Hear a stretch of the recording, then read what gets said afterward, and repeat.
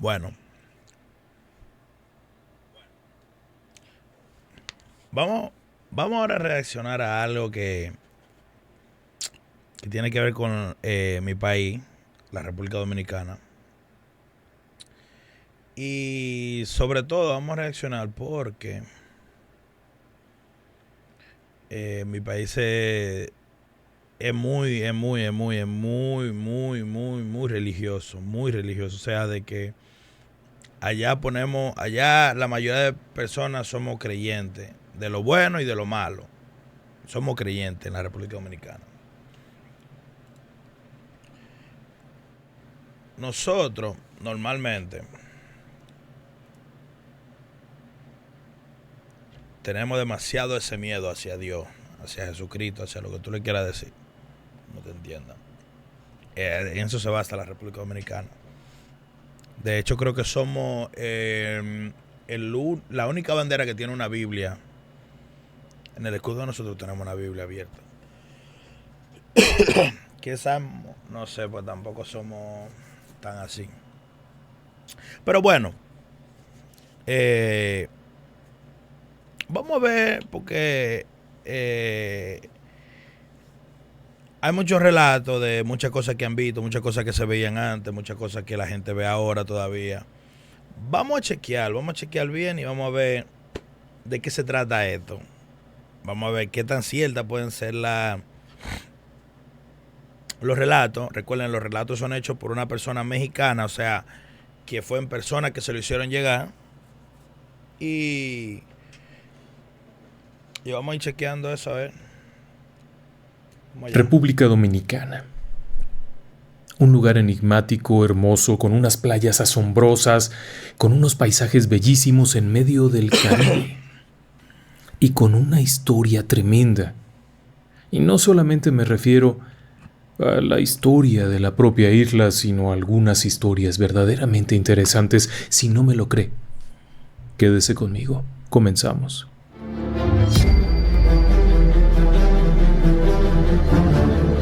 Relatos del lado oscuro. Fantasmas. Seres extraños. Sucesos inexplicables. O sea, yo ya veía a este hombre antes de este video. Y yo trabajaba, me acuerdo yo, haciendo delivery de paquete. Y yo me pasaba ahí todo el rato escuchando relatos, con un audífono, porque así se te iba el tiempo, obviamente, cuando yo no estaba en llamada con los muchachones. Porque a veces nos poníamos entre el coro que hacíamos, nos poníamos en llamada y ahí se nos iba el rato. Pero cuando no estaban en llamada, ellos estaban haciendo algo, yo no quería estar en llamada. Yo ponía esto. Entonces, ¿qué pasa? En invierno, aquí en Estados Unidos, en esta parte del norte donde yo soy, eso de las 4, 5, ya se está poniendo oscuro. Entonces, esa hora, claro que me cogía a mí muchas veces en los paquetes. Y ya tú sabes, yo me ponía a ver eso de temprano y cuando llegaba la noche estaba yo tan palpiteando. Cables. Perversidad humana. Historias que otras mentes prefieren ignorar.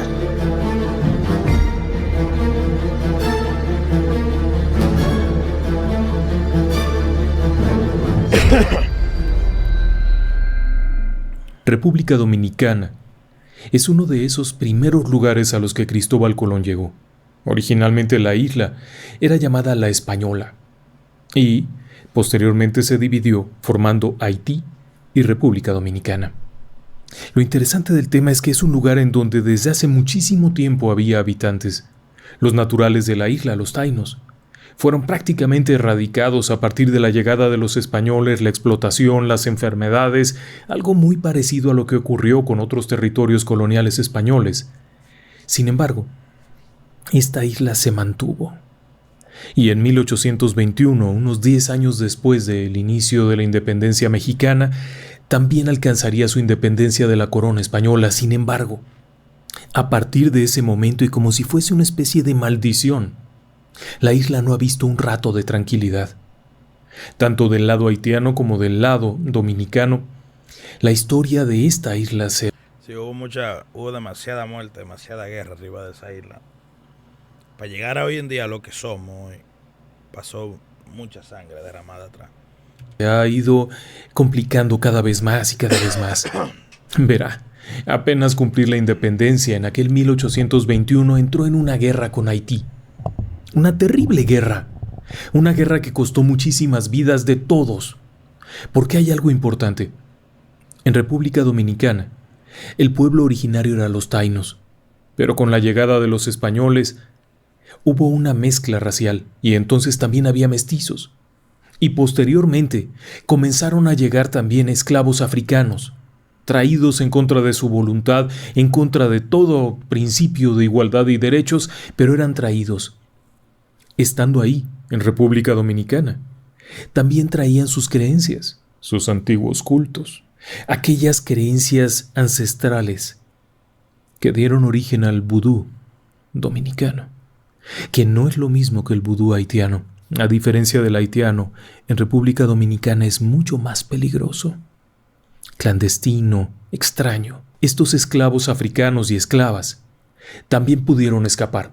La isla permitía subir hacia las zonas montañosas y huir, desaparecer de la vista, lo que permitía, por supuesto, formar nuevas colonias junto con prisioneros que llegaban en las galeras españolas y que también escapaban. Así es que se formó una etnia muy particular, un grupo étnico muy particular en donde había personas que eran una mezcla entre africano, taino, entre español, taino, español y africano. Esta mezcla también se dio en el ámbito de lo religioso, un sincretismo religioso entre las creencias católicas traídas. Algo que yo quería decir, yo no sabía que el vudú dominicano era más peligroso que el de Haití.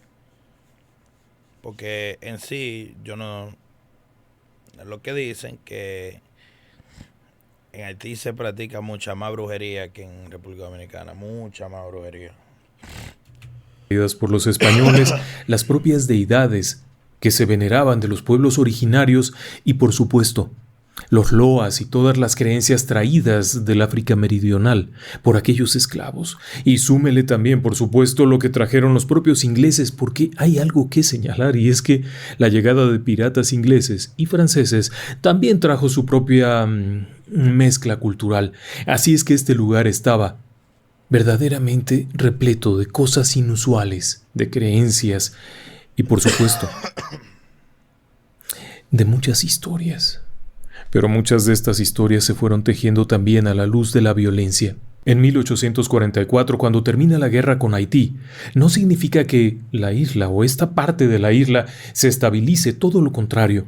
Comienza a haber una sucesión de gobernantes uno tras otro, renuncias, golpes de estado, homicidios, hasta el punto en el que finalmente, en 12 años, hubo 2 presidentes asesinados y varios más que renunciaron o fueron depuestos por las armas de grupos militares. En 1916 los Estados Unidos decide invadir República Dominicana y tomar el control y permanecen ahí hasta 1924. Nuevamente, represión y violencia. La presencia norteamericana, sin embargo, trajo algo de progreso. Como suele ocurrir, traen consigo una economía propia, traen consigo compras, ventas, comercio y obviamente esto favoreció el crecimiento local. Pero no la paz. Porque cuando se van los norteamericanos, los estadounidenses, en poco tiempo se establece una dictadura brutal. La dictadura Trujillo. Desde 1930 a 1961 gobierna con mano férrea. Se cuentan muchísimas cosas. No le puedo decir si son reales o no, yo no estuve ahí, pero se cuenta que hubo masacres. Masacres brutales y que alguna de ellas... Sí, yo hay una que es la más famosa, que es la del Perejil. Esa es la más famosa que hay. Incluso fue contra los haitianos que regularmente cruzaban la frontera para trabajar y fueron masacrados en un evento conocido como la Masacre del Perejil. Esto ocurrió en 1937, cuando Trujillo, este dictador de mano férrea y terrible... Trujillo entró en el 1930. quiere decir que 7 años después fue que pasó esa masacre. Decidió que era tiempo de acabar con esta entrada ilegal de haitianos, asegurando que eran contrabandistas, delincuentes, los masacró, los atrapó y los mató. En realidad era una vendetta personal. Algo no habían querido los haitianos y este tipo ordenó que se masacrara a estos que inmigraban regularmente. Había un intercambio comercial y de personas. Muchos de ellos fueron asesinados de formas brutales, con familias, con niños, como fuera.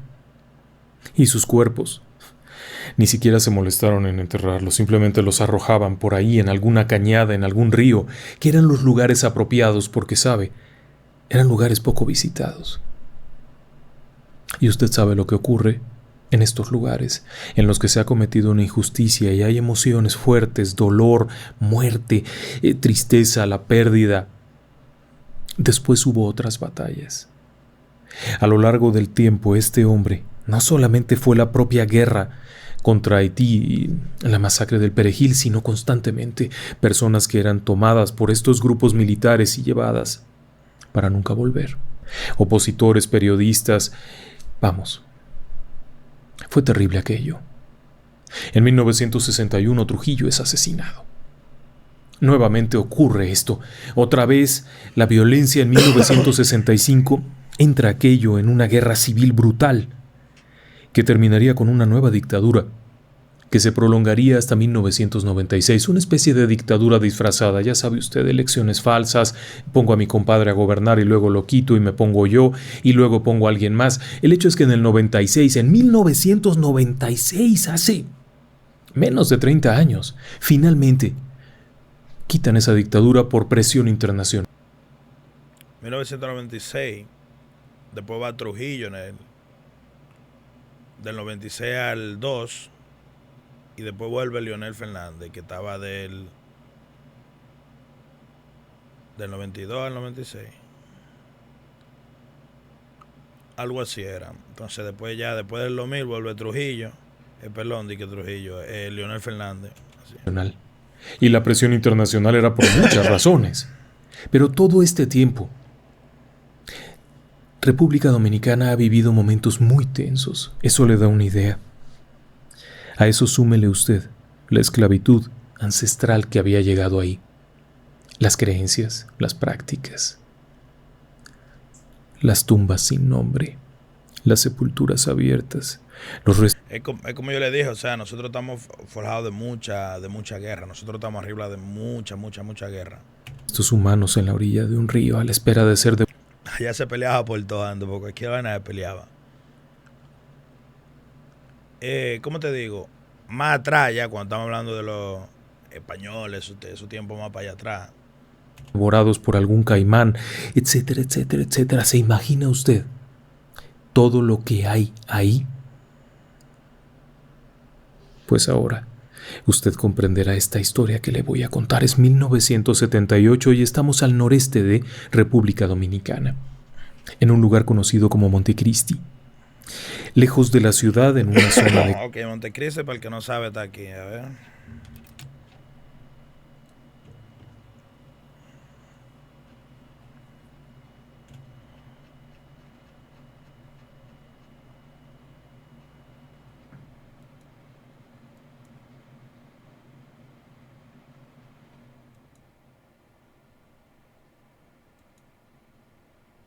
Esto es Montecristi aquí.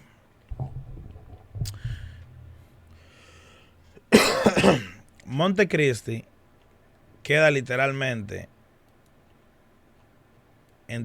casi cerca de la frontera. Mira, queda... ¿Qué puede ser eso? No sé, 2 horas, 1 hora y pico, 1 hora y media o menos de la frontera. A esa distancia, a esa distancia queda Montecristi, para que ustedes sepan más o menos.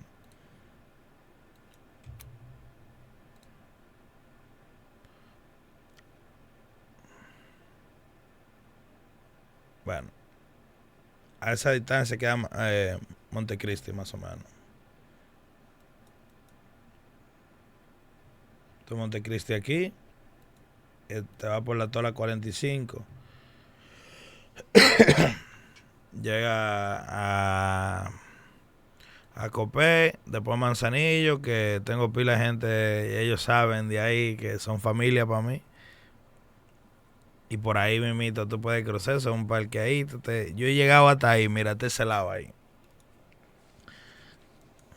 Y después Dajabón, que aquí más. No, Dajabón es saliendo de ahí, sigue para acá abajo y llega aquí a Dajabón, que es donde está el cruce. Que también tenemos otra historia, que nos perdimos para allá. También el bro sabe. Nos perdimos para allá y le dañamos el viaje a todo el mundo, ¿sabes? Pero sí, así es más o menos esa distancia que está. Seguimos. En el campo, cerca del río, se encuentra una familia. Papá, mamá y 4 hermanos. 4 chiquillos. La hermana mayor no creo que pase de unos 9 años y el bebé apenas tiene 4 meses. Han ido a vivir ahí, porque es el pueblo del papá. El papá es un hombre que trabaja como policía de la Policía Nacional. Un puesto complicado, de mucho riesgo, de mucho movimiento. A lo largo del tiempo lo han ido cambiando de lugar en lugar, pero ahora que son 4 y que ya están en la escuela, decide sentar cabeza, trasladarse a su pueblo de origen, conseguir una casa y sentar cabeza. Sin embargo, el dinero tampoco es tan abundante. Así es que en lo que construye la casa y la termina, van a rentar una propiedad a unos 200 metros del río, cerca de un puente. No es un sitio muy poblado.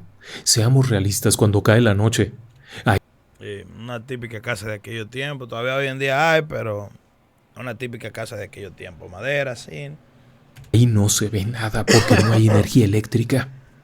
Es 1978 y todavía en estas zonas hay pequeños grupos de viviendas que no tienen energía eléctrica. Están lejos de todo. Solitario, platanares, mucha vegetación y a lo lejos el sonido constante del río, constante. Eso que hace peculiar estos lugares que están entre selva, montaña, con muchas quebradas, muchísima vegetación, en donde al caer la noche va silenciando los animales, se dejan de oír los cantos de las aves y solamente se escucha el agitar de alguna rama por ahí de un mono que se está acomodando o de algo. Mono no creo que había en ese tiempo en el país, ni hoy en día tampoco. Pero está poniendo ejemplo. Es una casa de madera muy sencilla, muy sencilla, como muchas otras casas que hay ahí porque hace mucho calor. Las ventanas no suelen tener grandes cristales, ni mucho menos, simplemente unos fijos que se cierran para que en caso de una tormenta no se mete el agua, pero el resto del tiempo hace calor. Tiene una gran extensión de terreno, lo que permite que los chiquillos jugueteen por aquí, brincoteen por allá, vayan y vengan. Y hay una gran ventaja. La gente de este lugar conoce al papá, al que todos le dicen cariñosamente Mon, porque es la forma de llamarle allá. El hecho es que la abuela está por allá, la otra abuela. O sea, este tipo te cuenta la historia con unos detalles que tú no te despegas, tú te quedas viendo. Está más allá, el padrino está por ahí muy cerca y don Félix, el vecino, es un tipazo. Es un hombre muy cariñoso, muy gentil. Su esposa los conoce de toda la vida y ahora que han regresado los niños le gusta verlos brincoteando por ahí jugando. A veces pasa a saludar a ver si no se ofrece nada porque... Eso todavía está un chisme avanzado ya para el tiempo. Porque empezó así, madera entera, después le hacían una base como si fuera un tipo Besma, pero no un Besma. Bueno, como eso así, a esa altura, y de ahí para arriba le tiraban madera. Y de ahí para abajo era blog. Porque sabe, el papá, el que es policía, a veces tiene que irse mucho tiempo, varios días, y no vuelve. Y cuando vuelve llega festivo trayendo alguna cosita muy sencilla. Es un buen hombre. Es un buen hombre. Así es que siempre trae alguna cosilla, o por lo menos el gusto de cargar a un niño, darle unos cocolazos de cariño, agitarlos, cargar al bebé. La casa tampoco es muy grande, pero tiene una de estas habitaciones muy grandotas de madera, con piso de madera que está un poquito levantado. Pintadita de azul con sus ventanitas de blanco. Es una casa vieja, pero la mamá es muy cuidadosa, ¿eh? Nunca vas a ver una brizna de polvo en el suelo, y mucho menos un bicho. En una de las camas duermen los dos hermanitos. En una cunita el bebé, en otra por allá la hermanita mayor. Está bien el lugar. En lo que van terminando la casa propia, que es de material, está mucho mejor. Pero mientras tienen que vivir aquí. Las ventajas, por supuesto que tiene ventajas. Atrás de la casa hay un platanar y es de ellos. Lo que te digo, que eran casitas chiquitas, pero con un terreno, muchachos, increíble. Hay muchísimo. Hay pencas por todas partes, hay estas palmas enormes, ya casi llegando a la orilla del río, así es que se puede explotar esto muy bien y también se puede sacar algún ingreso de ahí. Por eso cuando papá regresa a veces, después de descansar un rato, se quita el uniforme, por supuesto, se pone su ropa de faena y se sale a trabajar las palmas. Todos estos platanares los arregla, les quita la vegetación nociva, corta las hojas secas, ve que estén bien y después regresa. Mamá siempre le tiene algo rico preparado. A veces. Eso sí tienen allá, que la comida es a las 12 ya. Cuando llega. No sé si hoy en día está así, pero hace unos años atrás todavía. Era que la comida era a las 12 y lo que sea estaba cerrado de las 12 hasta las 2. Los colmados cerraban a las 12 y volvían y abrían a las 2. Cansado. Mamá le grita: Mon, venga usted, ya le colé el café. Porque son muy respetuosos. Y cuando papá llega y saluda a los niños, siempre les dice: usted, mi hijo, pórtese bien. Usted, mi hija, venga para acá a saludarme. ¿Cómo le está yendo? Y cosas así, con un sabor muy bonito. Porque además, la casa tiene afuera una cocina. No está dentro de la casa. No se puede porque es una cocina de leña. Sí, de esas que tiene un fogón grande donde se le mete leña y arriba se cocina y le da un sabor único a lo que sea que mamá cocine. Realmente, W, ¿verdad? W la leña sabe muy diferente. Bueno, el que sabe que sabe totalmente diferente. Nuestro amigo, quien nos cuenta esto. Eso es un fogón de leña, para el que no sabe. Ahí se hace todo bueno, el arroz queda ahumado, ahí todo lo que se cocina ahí está bueno. Por el sabor que da la leña y el humo. Le gustaba ese lugar. Y además de eso, cuando en la noche mamita prendía la lámpara de queroseno y se sentaban a cenar y les platicaba alguna cosita y luego los acostaba. No había ni siquiera una televisión, pero ¿a quién le importa? Caían rendidos de todo el día a jugar. Por otro lado, papá era un hombre de respeto.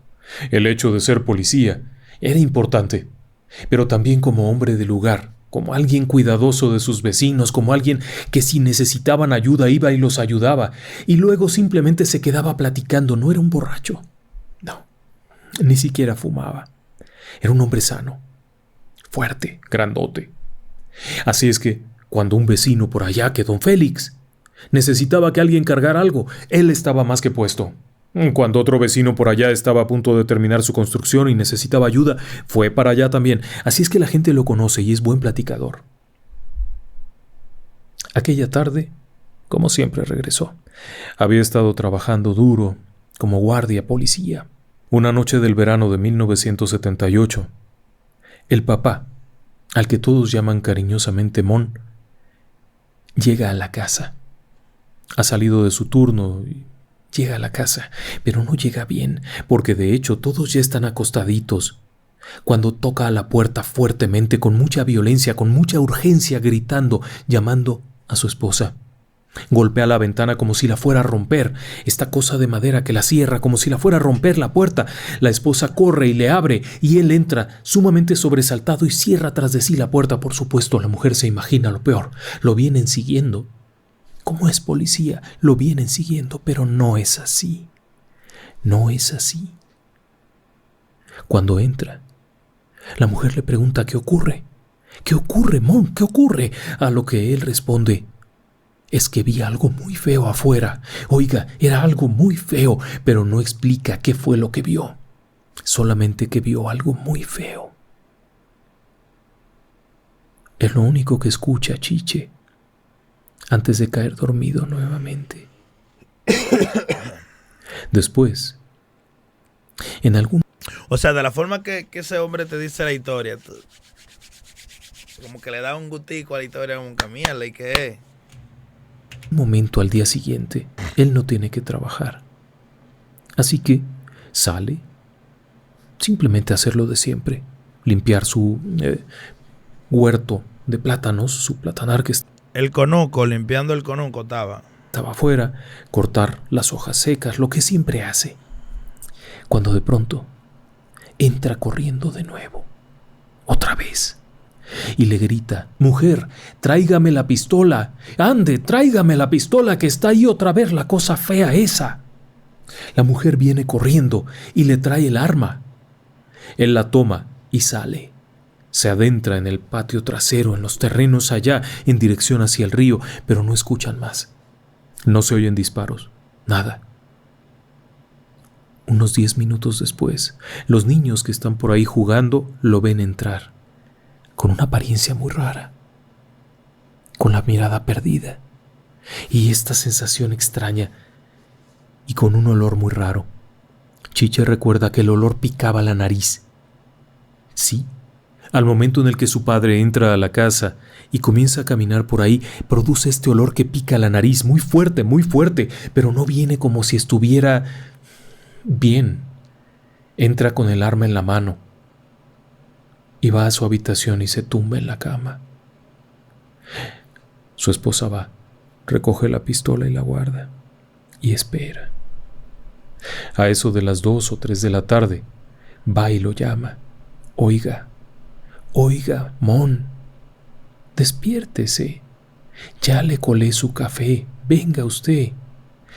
Los niños que siguen por ahí se han acercado por curiosidad a ver qué ocurre, aunque sigue ese olor feo que pica la nariz y que irrita los ojos. La esposa se retira un poco y en ese instante comienzan a escuchar la voz, aquella voz que nunca olvidarían. Eran pequeños, Chiche tendría 6 o 7 añitos, su hermana 9, y nunca lo olvidarían, la voz aquella que salió de esa cama donde estaba su padre tendido, maldiciendo.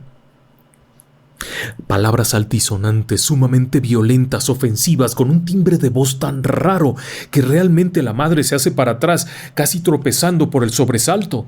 Los niños retroceden también al tiempo que esa voz continúa insultando, ofendiendo, cosas que él nunca había oído. Chiche nunca había oído a su padre decir una sola mala palabra, y si la había dicho alguna vez había sido en algún pleito, en algún disgusto con alguien, pero era un hombre muy cuidadoso de la forma en la que se hablaba en su casa y él no enseñaría eso a sus hijos. Por eso ahora hay cierto pánico.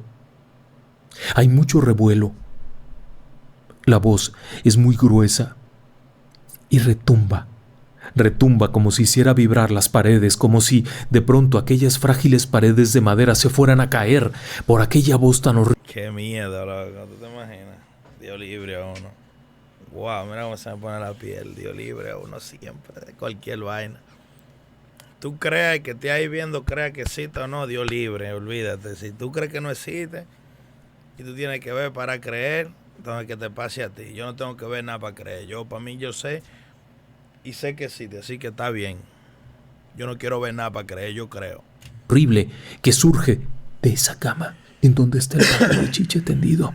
Corriendo la mujer sale en dirección a la casa de don Félix, aquel hombre con el que tan buena relación tienen.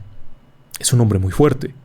Es todavía más grandote que el papá de Chiche, que el policía, y es muy fuerte, así es que entra rápidamente a ver de qué se trata y tras breves instantes vuelve a salir. Se le queda viendo a la esposa y con una mirada de preocupación, clara y contundentemente le dice: ese no es Mon, señora. No sé qué sea, pero ese no es Mon. Vengan a la casa conmigo. Acto seguido toma a los niños y los lleva a su propia casa y no los dejaría salir de ahí, por seguridad. Su esposa, la señora, los cuidaría y les daría cositas para que se entretuvieran. Mientras tanto, la mamá ha ido a traer a la abuela.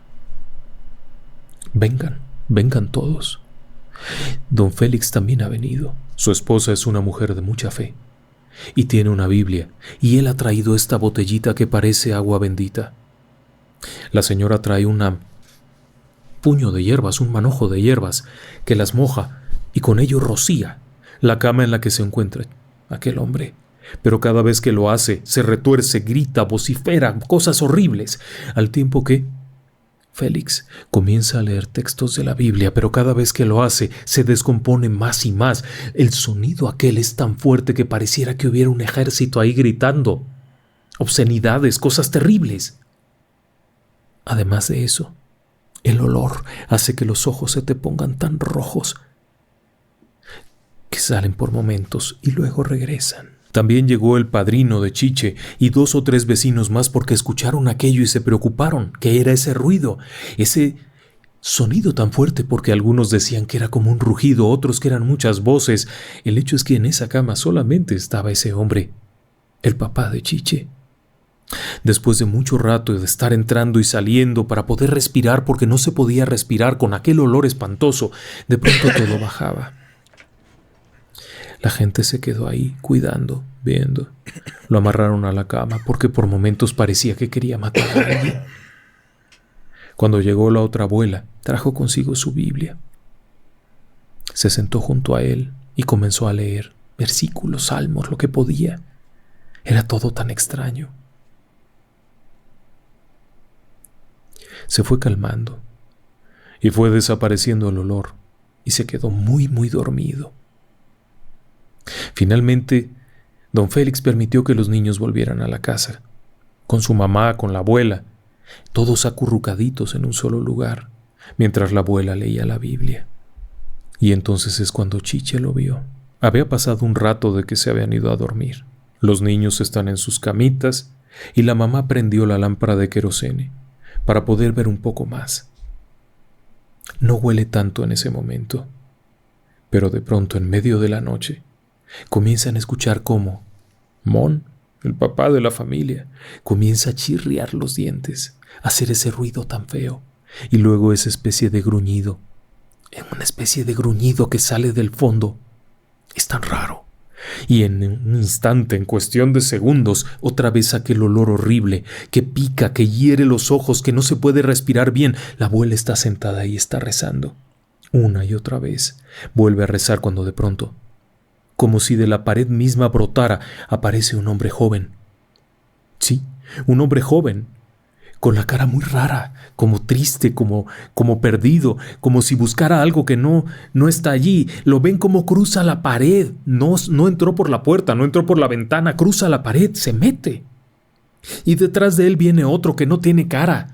Tiene algo ahí como deforme, como roto. Es una cosa horrible, como si le hubieran disparado un cañonazo en la cara, algo que le borró todas las facciones, pero se distingue que también era un hombre joven, ambos con ropas muy sencillas, pero también cruza la pared.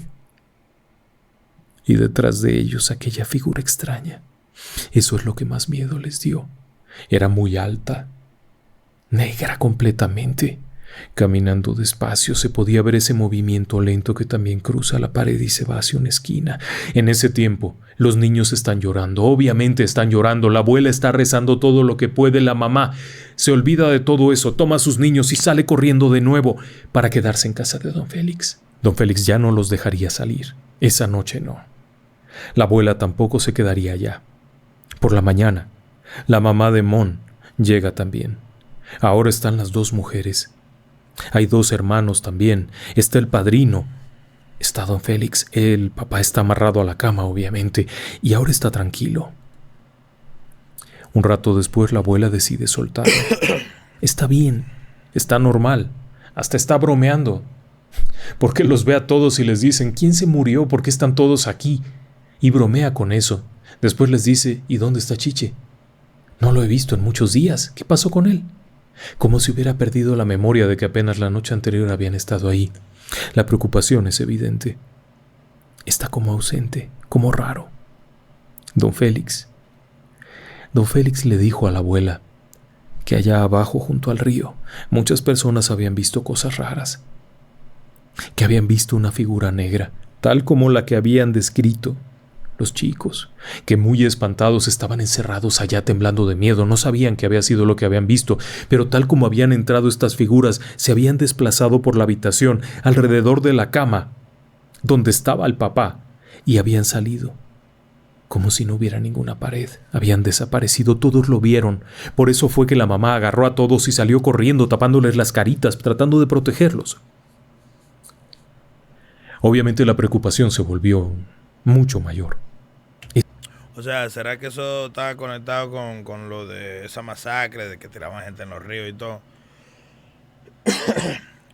Ojo, como está muy, muy cerca de ahí, de lo que es Haití, me imagino que tiene algo que ver. Eso no podía quedarse así. Al caer la noche, por supuesto, los niños no estaban allí. Junto al papá se quedaron 2 de los hermanos grandes. La abuela también se quedó allí, pero los niños no. Otra de las abuelas tuvo que volver a casa. Estaba muy cansada. Fue una noche larga, en vela completamente, rezando, acompañándolo. La noche siguiente volvió a ocurrir lo mismo. Primero el mal olor, ese olor que hiere, que pica, que lastima los ojos, que no se puede respirar correctamente, como si fuera un químico muy fuerte. Pero no pierda de vista algo: ese hombre no se ha levantado de esa cama, más que para ir al baño y regresar, y lo vuelven a amarrar. No ha ido al campo, no se ha contaminado con nada, no se ha bebido nada, ni ha fumado nada. Ha estado vigilado todo el tiempo y de pronto otra vez está ese olor enorme. Pero ahora no solamente se presenta la sombra aquella y los sujetos estos, sino que además hay algo que cae del techo, algo que de pronto cae pesadamente, como si se hubiera metido de pronto. Y es otra persona, y así sucesivamente los sonidos se van dando, horribles por aquí y por allá. Es el momento en el que don Félix dice: esto no está bien, hay que llevarlo a curar, algo pasó. Fue una noche terrible. Los niños ya no podían volver. El papá estaba amarrado, no podía ir a trabajar. ¿Qué sería de ellos? Al paso de un par de días, parece que está bien. Parece que no tiene problema. Otra de las vecinas ha estado allá rezándole durante el día, y cuando llegan los chicos a verlo, está bien, está consciente, está tranquilo, habla con ellos. Así que deciden quedarse ahí. No saben qué fue, pero deciden quedarse. Esa noche, la abuela volvió allá y estuvo toda la noche rezando, y los niños con ella toda la noche. Y mientras rezaba, parecía que estuvieran destrozando afuera la cocina de humo. Ahí donde está el fogón, parecía que rompían las cazuelas, que golpeaban todo, que rompían todo. Se oían ruidos, se oía que algo iba y venía, y después atrás se oía como agitaban los platanares, pero nadie quiso salir porque eso que se oía atrás también le dio la vuelta al frente de la casa y parecía por momentos estar parado en la puerta, como que no quiere que se vayan, como que sabe que en cierto momento si se pone feo corren con don Félix y esta vez no los va a dejar. Por eso no pudieron irse y se quedaron todos muy juntitos, apretados junto a la abuela, agarrados de la abuela. Nadie durmió esa noche. Grave error no haberse ido con don Félix a buena hora, pero no querían incomodar. La mamá era una persona muy respetuosa y el papá también, así es que pensaron que ya había pasado, pero no había pasado nada. Fue una noche del infierno, salvo que, gracias a las oraciones de la abuela, el papá no se descompuso. No hubo el olor espantoso aquel que pica los ojos. Todo el ruido fue afuera. Al amanecer, salen a ver qué pasó. Y para su asombro, la cocina está completa. Ahí no ha pasado nada. Ahí no hay un solo plato roto, no hay nada roto. No es lo mismo atrás. Los platanares están todos dañados. La gran mayoría de las pencas están como estalladas, como aplastadas, una cosa horrible.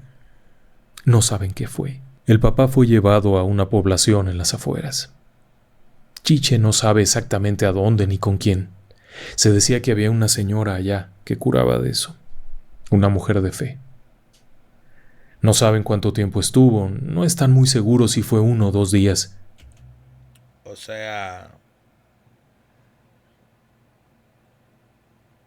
¿tú sabes lo que es eso? Con tu propia casa. Porque si tú dices que es la casa de otra gente, yo me voy y ya. Pero en tu propia casa.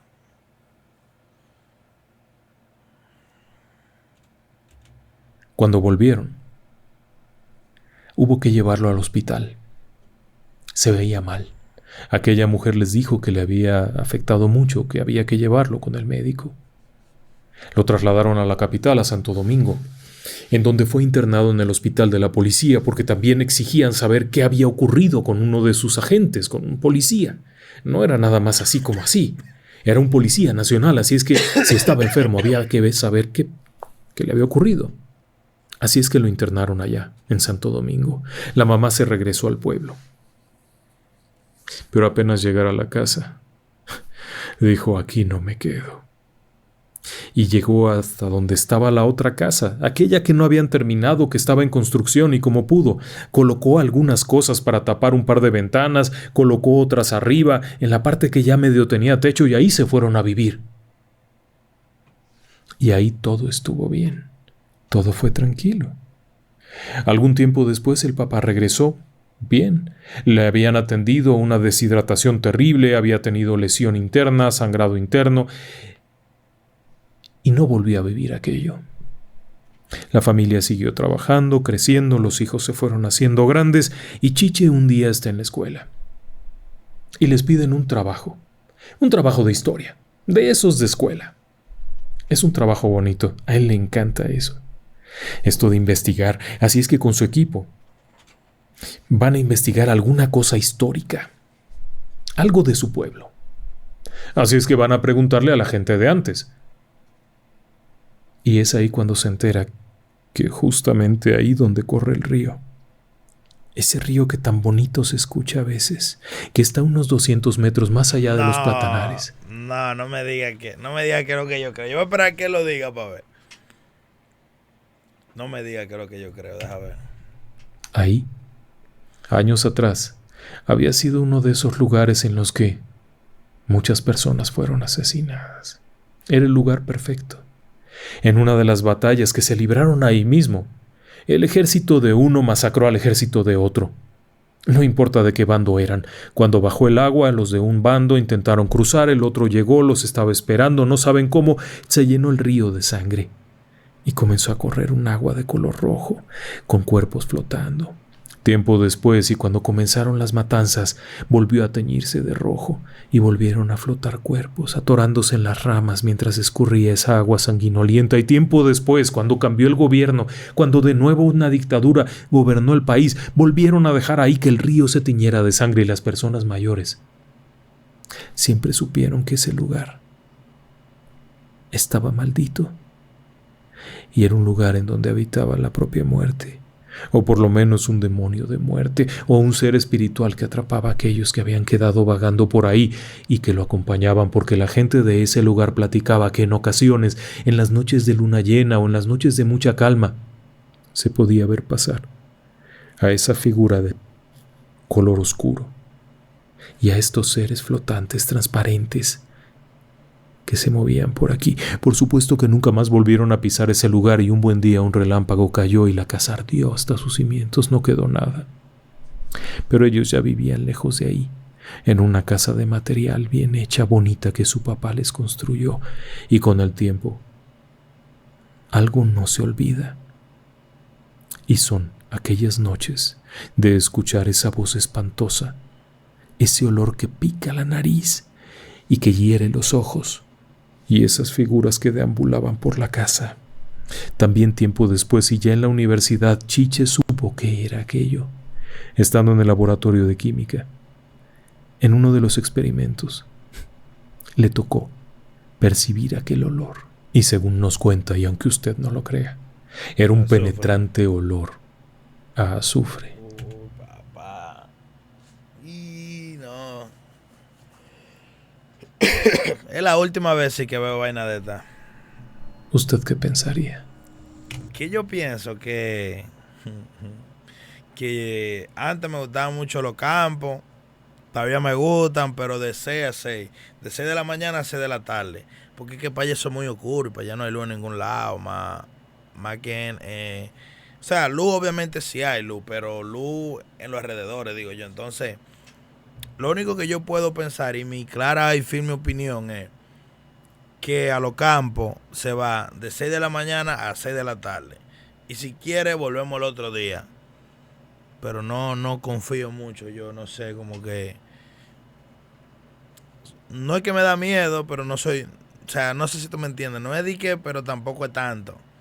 O sea, que tampoco yo me voy a tirar de que muy para allá ni muy para acá. Tranquilito en el medio mejor.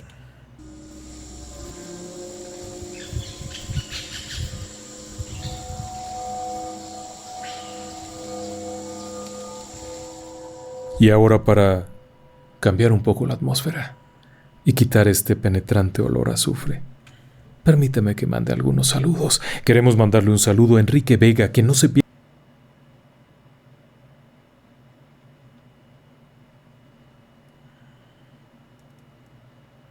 No sé qué si tiene más videos de ella. Yo creo que sí que tiene más videos allá.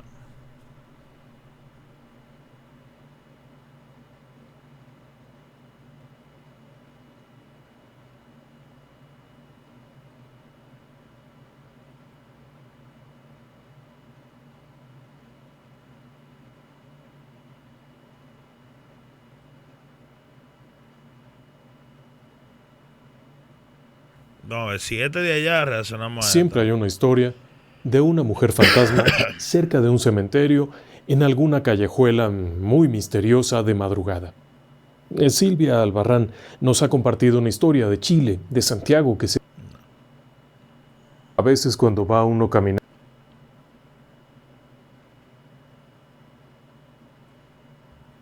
¿Usted cree que detrás de la violencia esté el demonio?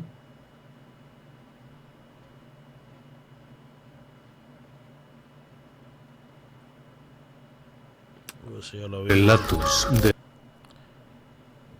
Está bien, vamos a buscar otro.